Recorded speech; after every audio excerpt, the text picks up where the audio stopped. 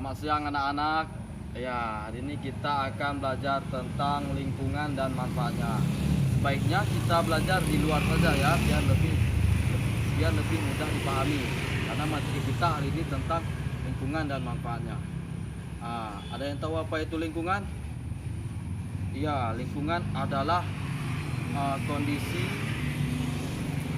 suatu tempat yang menjadi tempat bagi makhluk hidup, baik manusia, hewan maupun tumbuhan untuk berpijak.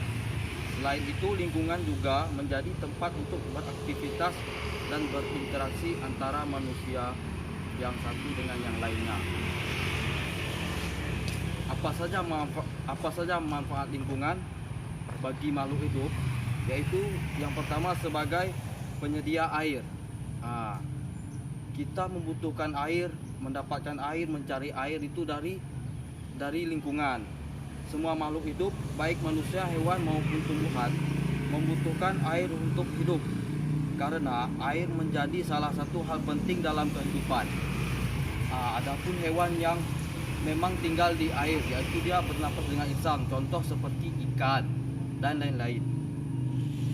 Yang kedua, sebagai penyedia mikroorganisme, yaitu untuk menguraikan sisa-sisa makhluk hidup yang sudah mati.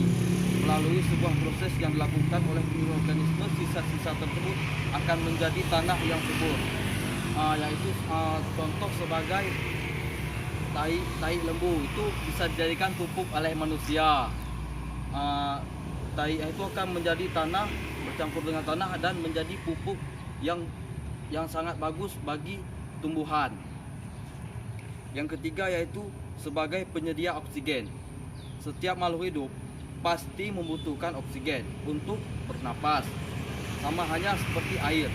Jika kekurangan oksigen, maka makhluk hidup akan lemas, bahkan bisa mengakibatkan kematian. Jadi oksigen itu berasal dari tumbuhan-tumbuhan seperti pohon. Jadi pohon itu bernapas dengan yang kita buang, dan kita menghirup dengan oksigen yang mereka buang dari yang kita buang. Yang keempat, sebagai penyedia sumber daya alam. Salah satu contoh sumber daya alam yang ada di lingkungan hidup alami adalah gas alam dan minyak bumi. Kedua sumber daya alam tersebut akan dimanfaatkan oleh manusia untuk memenuhi kebutuhan hidupnya. Misalnya gas alam dan minyak bumi akan diolah menjadi bahan bakar. Jadi contohnya yaitu seperti bensin, kereta, mobil dan lain-lain. Itu didapatkan dari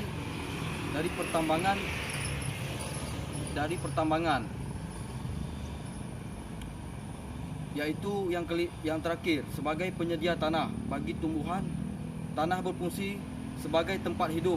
Bagi manusia, tanah berfungsi sebagai tempat untuk berkebun, berladang, bahkan mendirikan rumah.